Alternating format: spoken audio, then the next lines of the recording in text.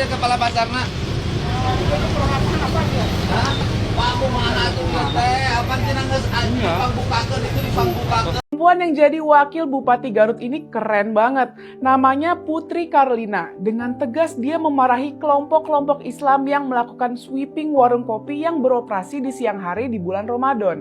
Dengan tajam dia bilang organisasi pelaku kekerasan semacam itu sebaiknya dibubarkan saja. Tidak ada negara mayoritas muslim di dunia ini yang berislamnya sebebas di Indonesia. Apakah misalnya di Turki, bapak-bapak, ibu-ibu bisa bayangkan ada tablik akbar di tengah jalan? Pergi ke Saudi buat tablik akbar, majelis pengajian di masjid-masjid bisa? Shalom, selamat datang kembali bersama saya di channel Yata Official. Pada video kali ini kita akan mereaction beberapa video TikTok. Dalam video ini nanti ada beragam dan kalian bisa memberikan tanggapan kalian sesuai dengan video-video yang akan kita reaction bersama-sama. Oke, tanpa basa-basi langsung aja kita ke videonya.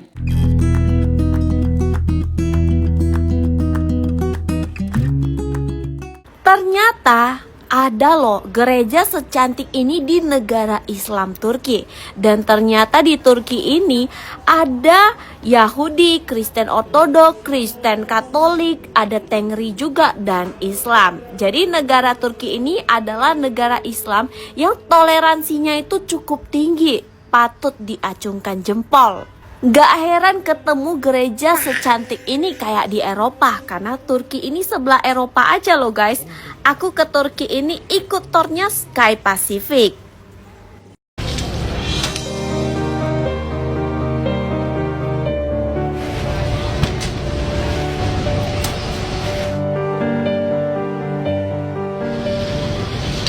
Panggil aja kepala Basarnas.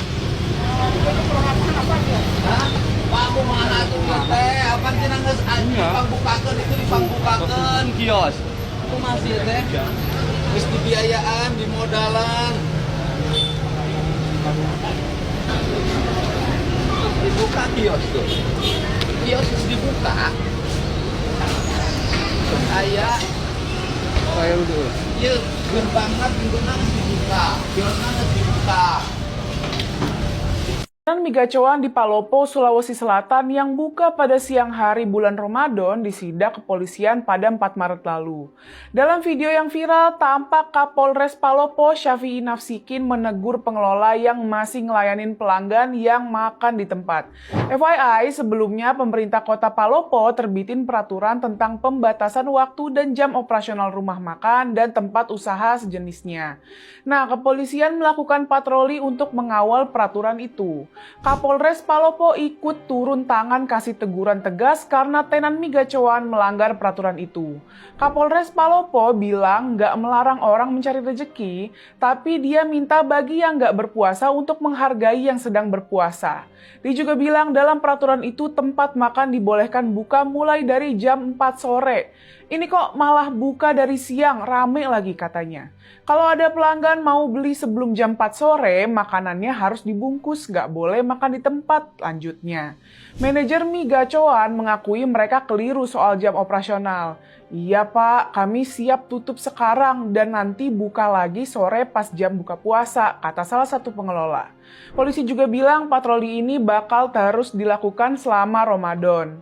Kalau ada rumah makan yang masih bandel buka siang-siang, bakal kena tegur di tempat. Banyak netizen yang nggak setuju sama langkah polisi tersebut. Apa salahnya kalau buka siang? Orang nggak semuanya puasa, tulis seorang netizen. Saya muslim tapi tidak masalah kalau warung makan buka 24 jam selama Ramadan, tambah yang lain. Emang itu bagian dari tugas polisi ya, komen yang lain. Gimana yang non-muslim, gimana ibu hamil yang sakit atau yang emang nggak puasa, mereka harus kelaparan, komen lainnya. Nanggepin viralnya video itu, Polres Palopo kasih klarifikasi.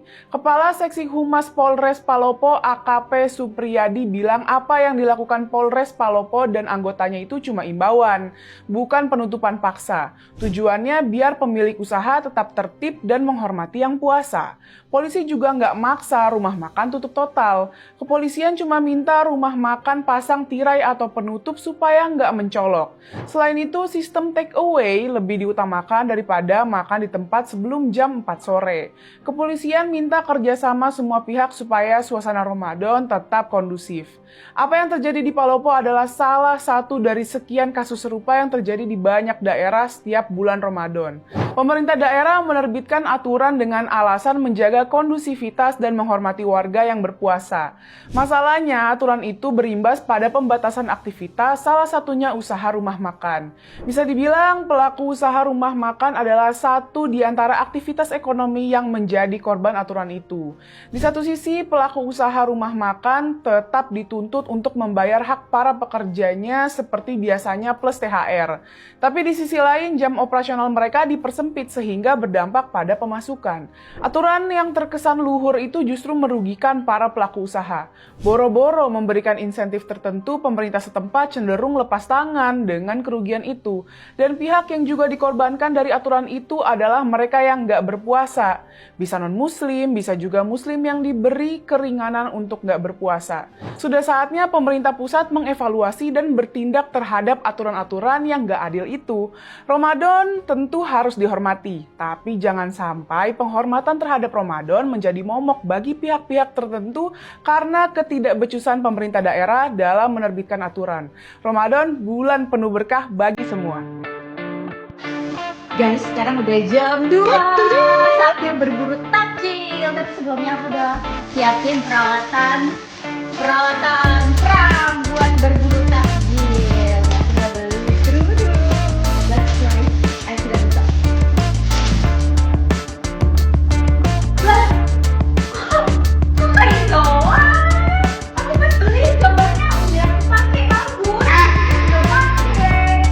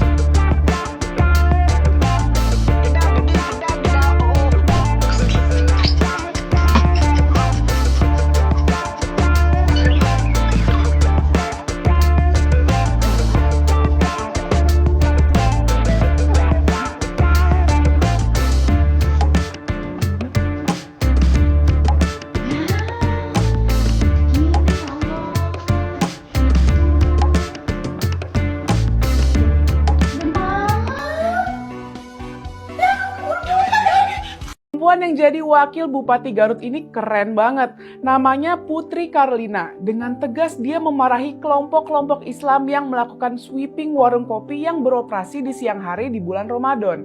Dengan tajam dia bilang organisasi pelaku kekerasan semacam itu sebaiknya dibubarkan saja. Ini semua diawali oleh viralnya video aksi sweeping yang dilakukan Aliansi Umat Islam. Dalam video itu terlihat sejumlah pria nampak datang dan memarahi para pengunjung warung yang sedang minum kopi. Pria itu bertanya, mengapa para pengunjung itu tidak berpuasa? Dia lantas sengaja menyiram kopi di meja pengunjung. Pria lainnya ngelabrak meja mengusir pengunjung yang lain.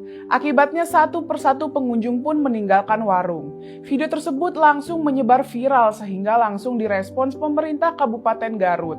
Mereka mengundang pihak kepolisian, wakil Aliansi Umat Islam, dan beberapa pria lainnya untuk mendiskusikan bersama kejadian itu. Wakil Aliansi Umat Islam, Ceng Aam, memang tampil. Dia dengan tegas bilang, jangan pancing kami sebagai umat Islam di Garut bereaksi. Dia bilang lagi hubungan mereka dengan kalangan non-Islam tidak ada masalah. Yang bermasalah tambahnya adalah dengan kaum muslim sendiri. Tentu yang dimaksud adalah kaum muslim yang tidak berpuasa. Putri yang adalah anak Kapolda Jakarta Karyoto dengan tegas menantang balik Aam. Dia menyatakan dia marah dengan apa yang terjadi. Dia marah karena aksi kekerasan ini merusak citra Garut. Dia kesal karena apa yang terjadi akan membuat para investor malas datang ke Garut. Putri bilang dia heran kalau Ceng Aam bisa senyum-senyum. Kalau cuma gara-gara ada umat Islam tidak berpuasa, organisasi Islam itu mengamuk, berarti ormas itu tujuannya destruktif, bukan membangun. Dengan keras, Putri mengatakan kalau memang niatnya jelek, sebaiknya organisasi ini dibubarkan aja. Menurut Putri, Garut sudah berusaha membangun image sebagai kota berakhlak, kota beriman. Pesantren-pesantren di Garut terus disejahterakan, kata Putri. Tapi pengamalannya bagaimana? Tanya Putri dengan tajam. Menurut Putri, jangan sampai gara-gara di Garut banyak pesantren, jadi banyak yang ngejago berlandaskan agama. Putri juga menyatakan mengapresiasi kalau organisasi-organisasi Islam membantu mengatasi obat-obatan bius atau menemukan mafia. Tapi di hari ini kesalahan Bapak fatal, kata Putri ke arah Aam. Perwakilan Aliansi Umat Islam dikabarkan sudah minta maaf atas peristiwa tersebut. Menurut mereka, apa yang terjadi di luar dugaan mereka. Putri Karlina nampaknya bisa menjadi teladan kepala daerah yang layak dicontoh daerah-daerah lain. Sebelum menjadi wakil Bupati Garut, dia adalah pengusaha kuliner. Dia juga memiliki latar belakang pendidikan sebagai dokter gigi di Universitas Gadjah Mada. Tapi yang terpenting, dia berani secara tegas menghadapi kelompok-kelompok yang tidak segan menggunakan kekerasan dengan basis agama. Di Indonesia terlalu banyak kepala daerah yang gentar dengan aksi anarkis semacam ini. Pemerintah akhirnya nampak tunduk pada kelompok-kelompok yang melakukan tindakan tanpa peduli dengan ketaatan hukum. Kini Putri Karlina menunjukkan contoh itu. Bila kekerasan terus terjadi, rakyat akan menjadi korban. Karena itu pemerintah harus tegas menghadapi mereka. Semangat Teh Putri Karlina! Luar biasa, seorang pengusaha beretnis Tionghoa dan beragama Kristen membangun musola yang besar dan megah buat umat Islam di Makassar. Nama pengusahanya Beni Lukman, pemilik Mall Panakukang Makassar, Sulawesi Selatan.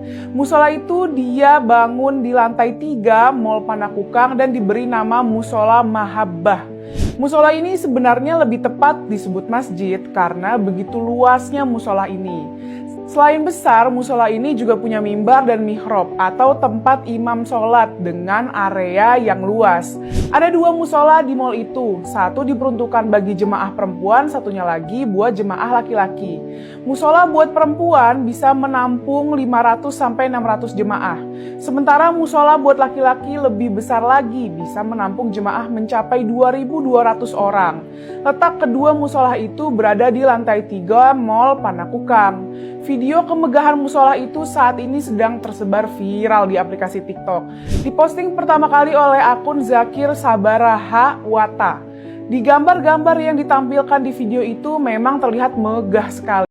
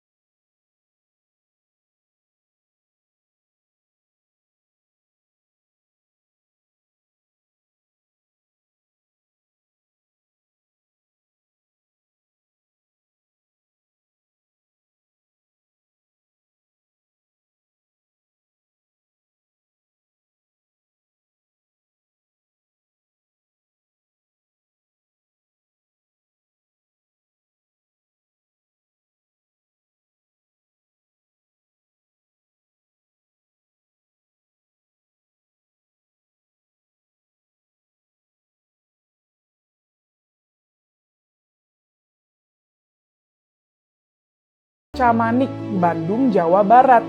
Sekelompok umat Islam di sana menolak ibadah umat Katolik yang akan mengadakan ibadah misa. Tindakan-tindakan intoleran semacam itu juga terjadi di berbagai kota lainnya di Indonesia. Sementara umat Kristen sendiri berulang kali membantu umat Islam mendirikan masjid atau musola.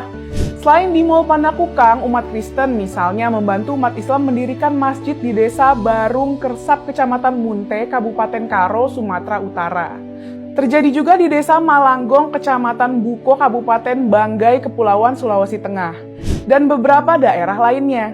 Sudah saatnya umat Islam berubah. Yuklah umat Islam buktikan kalau kita memang umat yang rahmatan lil alamin.